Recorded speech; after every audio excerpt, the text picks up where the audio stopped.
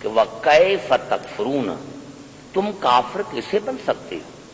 یہ ناممکن ہے کہ تم کافر بن سکو۔ اور اللہ کہہ رہا ہے مخلوق سے، تمام عالم انسانیت سے کہہ رہا ہے کہ اللہ کہ وَكَيْفَ تَكْفُرُونَ، تم کافر کیسے بن سکتے ہو؟ وَأَنْتُمْ تُتْلَىٰ عَلَيْكُمْ آیاتُ اللَّهِ، جب تم پر اللہ کی آیتوں کی تلاوت کی جاتی ہے۔ تم میں میرا قرآن ہے، جو میرا قرآن ہے، وَفِيكُمْ رَسُولٌ، اور تم میں میرا رسول موجود ہے، تھا نہیں، ہے۔ تم کافر کس طرح بن سکتے ہو؟ تم کافر کیسے ہو سکتے ہو؟ یہ 1400 برس پہلے ان سے آیت مخاطب تھی جو اس زمانے میں موجود تھے، اور یہ آیت آج ہم سے مخاطب ہے، اور یہ آیت جو ہے یہ قیامت تک موجود ہے اور رہے گی، اور آنے والے جتنے بھی انسان ہیں ان سے یہ آیت سوال کرتی رہے گی کہ تم کافر کیسے بن سکتے ہو؟ تم کافر کیسے ہو سکتے ہو جب تم میں قرآن بھی ہے اور میرا رسول بھی موجود ہے، تھا نہیں، ہے۔ جب ہے تو پھر ہے۔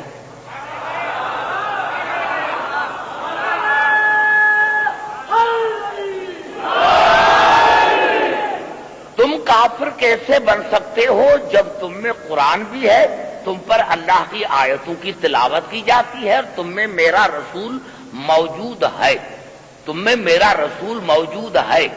اور وَمَن يَعْتَصِم بِاللَّهِ فَقَدْ هُدِيَ إِلَىٰ صِرَاطٍ مُسْتَقِيمٍ، اور پھر جس نے اللہ کی رسی کو مضبوطی سے پکڑ لیا، جس نے اللہ کو پکڑ لیا، فَقَدْ هُدِيَ إِلَىٰ صِرَاطٍ مُسْتَقِيمٍ، تو یقیناً اس کو ہدایت کی گئی صراط مستقیم کی طرف۔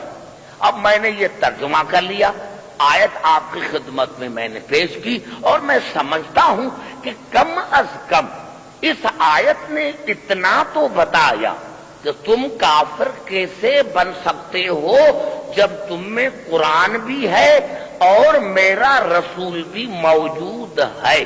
پتا چلا قرآن نے اتنا تو بتا دیا کہ جس نے بھی دونوں چیزوں میں سے ایک کو چھوڑا ہے وہاں ہمیشہ کفر کا اندیشہ رہے۔ جس نے بھی، اتنا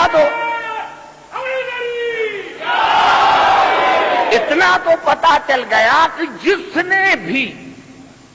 نے بھی دونوں میں سے ایک کو چھوڑا تو وہاں کفر کا اندیشہ بھی رہے گا اور وہاں گمراہی بھی رہے گی۔ دونوں میں سے پتا چلا، اور آپ نے اندازہ لگایا کہ کتنی مطابقت ہے قرآن میں اور رسول میں۔ قرآن میں اور رسول میں کتنی مطابقت ہے کہ اللہ نے جو سوال پوچھا تھا، یعنی ہدایت وہاں ہوگی جہاں قرآن ہوگا، رسول ہوگا، صراط مستقیم پر وہی ہوگا جہاں قرآن اور رسول دونوں ہوں گے۔ اور کتنی مطابقت ہے۔ میں تو کہہ رہا ہوں کہ پہلے رسول کا ذکر ہوتا، بعد میں قرآن کا ذکر ہوتا کہ تم کافر کیسے ہو سکتے ہو جب تم میں رسول بھی موجود ہے اور قرآن بھی موجود ہے۔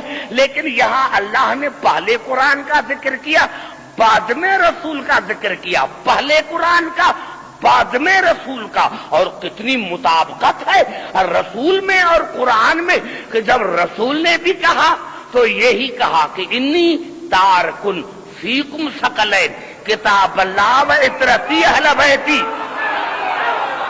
یہ تارکن اس میں فاعل ہے، تارکن اس میں فاعل ہے جو دوام پر دلالت کرتا ہے کہ میں تم میں دو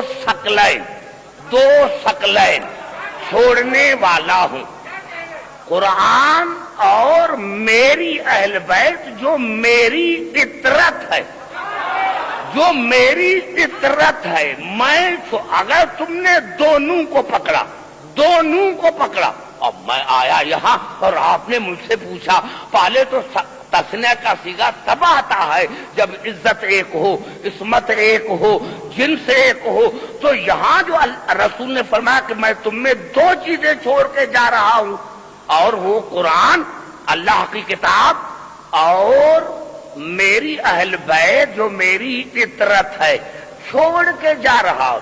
अब मैं आपसे एक सवाल पूछ रहा हूं कि मैं जब यहां से हैदराबाद दक्कन से जाऊं और मैं आपको कहूं भाई ये मिंबर मैं यहां छोड़ के जा रहा हूं, ये लाउड स्पीकर मैं यहां छोड़ के जा रहा हूं, ये इमाम बारगाह जो है मैं यहां छोड़ के जा रहा हूं, आप सारे कहेंगे भाई हाशिम भाई ने तो कहा था कि अब्दुल हकीम पढ़ा लिखा है, ये तो बेवकूफ है।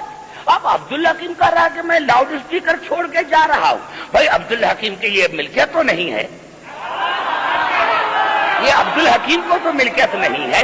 क्या अब्दुल हकीम अपने साथ लेकर आया था क्या? कह रहा है कि मैं ये लाउड स्पीकर भी यहाँ छोड़ के जा रहा हूँ और मैं मिंबर भी छोड़ के जा रहा हूँ, इमाम बारगाह भी छोड़ के जा रहा हूँ। तो क्या अब्दुल हकीम पाकिस्तान से लेकर आए थे क्या? कहेंगे ये तो बेवकूफ है। लेकिन अगर वो ही अब्दुल हकीम अपनी घड़ी उतार कर किसी बुजुर्ग को दे दे कि मैं ये छोड़ के जा रहा हूं, तो आप कहेंगे कितना अच्छा था। पता चला छोड़ी चीज वो जाती है जो कोई अपने साथ लेकर आता।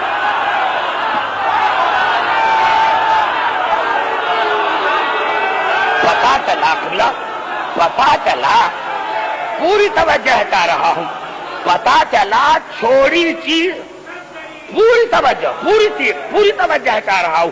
पता चला आप नारे कम लगाएं तक आपको मैं ज्यादा में ज्यादा मवाद दे सकूं। मैंने क्या कि छोड़ी चीज वो जाती है जो आदमी अपने साथ लेकर आता है।